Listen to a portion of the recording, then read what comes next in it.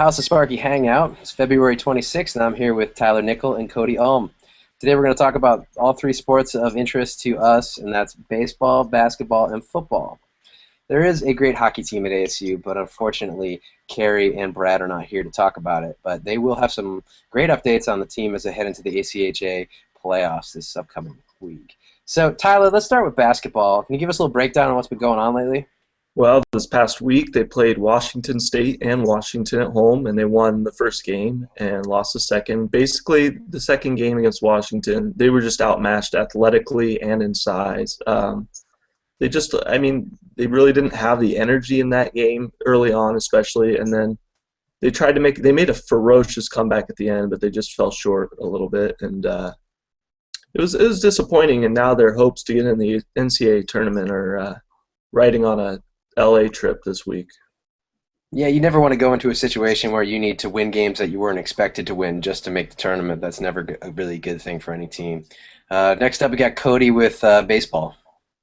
Yeah, just took 2 out of 3 from Tennessee. Trevor Allen, outfielder, sophomore, was named Pac-12 Player of the Week. Had contributed on 7 of the ASU's 11 runs against Tennessee. And now looking ahead, they're going to be heading to the Coco Classic, featuring #1 Arkansas, among other teams like Gonzaga and I think Pacific or some of the other teams they're going to play. But it's going to be probably their biggest challenge of the season. Out in surprise after some spring training games. If anyone's interested in going, it should be a good show. Great. And finally today in ASU football, the Sun Devils hired a new defensive line coach, Jackie Shipp, who's coming here from Oklahoma. Todd Graham's really excited about this because we do replace Ron West, and we have a very talented player back in the past in Shipp who is coming to teach Anyeli and Sutton and Devon Coleman and Jackson Hood a little bit more about their position and get them going as a unit. I think this is a great move, and I'm looking forward to seeing what happens. Obviously, when you replace a coach like Ron West, you have to go for a home run, and I mean, this might not be a home run, but it's a good hire. Pretty close to a home run if it's not. Yeah, you have to say that. That's pretty damn close. Tyler. Yeah. Basketball Player of the Week. Who you got?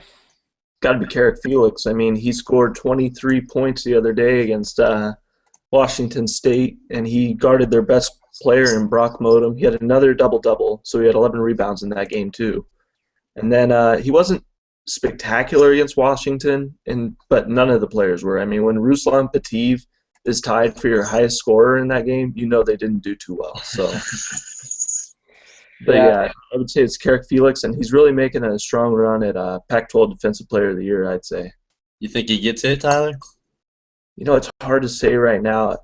At first, you could have said Baczynski, but he's kind of fallen off a bit with the block shots, but just based on what Carrick Felix does, having to guard the best player every night, he reminds me a lot of what Grant Hill used to do with the Phoenix Suns when he was here. Oh, yeah.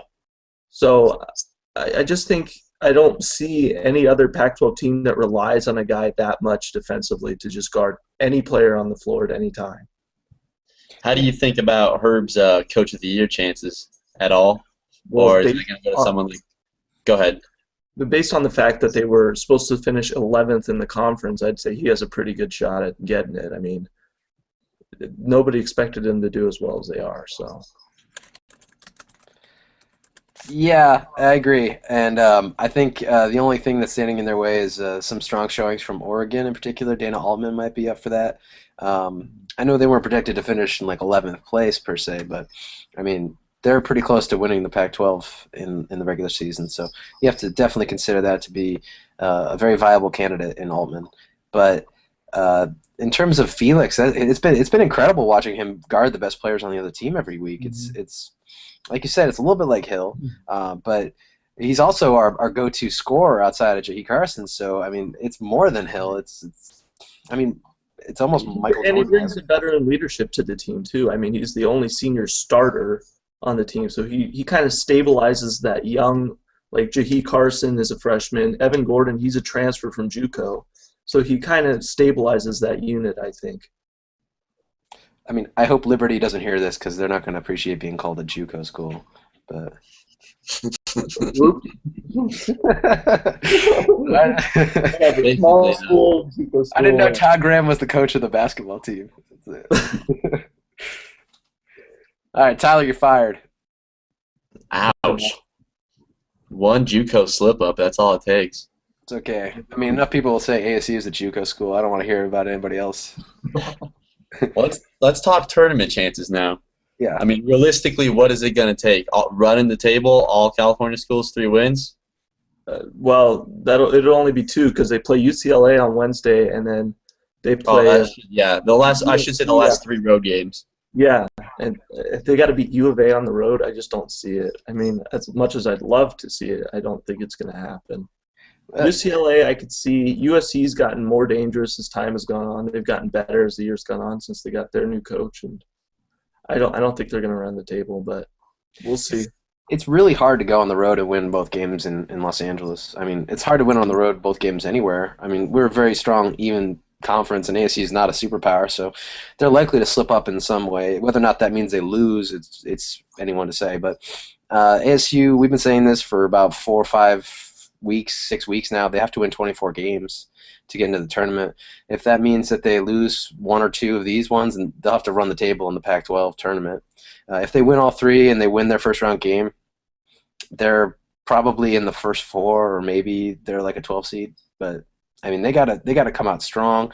Their RPI is 87, and that is about 20 below what you want it to be.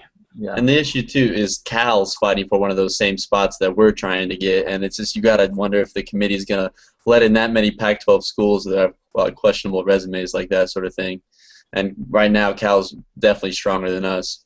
Yeah, I just did a bracketology update. Joe Lenardi does not have us in the first 8 out, and he has Arkansas in the first 8 out, which is One of our good wins. We beat Cal. We beat a lot of teams that are in the bracket. But we lost to a lot of teams that are nowhere close to it, so that's the real problem. DePaul is going to bring it down. DePaul and Utah. Although with the way the Pac-12 is shaping out this year, I know it sounds crazy. I wouldn't be surprised for a team like Utah to come out of the Pac-12 tournament just with how unpredictable it's been. Mm-hmm. I mean, especially when you're playing games that close to each other, anything could happen. So I wouldn't be surprised if ASU runs it too, but they're going to also have to work with a very short rotation on short days rest. I mean, it's going to be an incredible effort if they pull it off.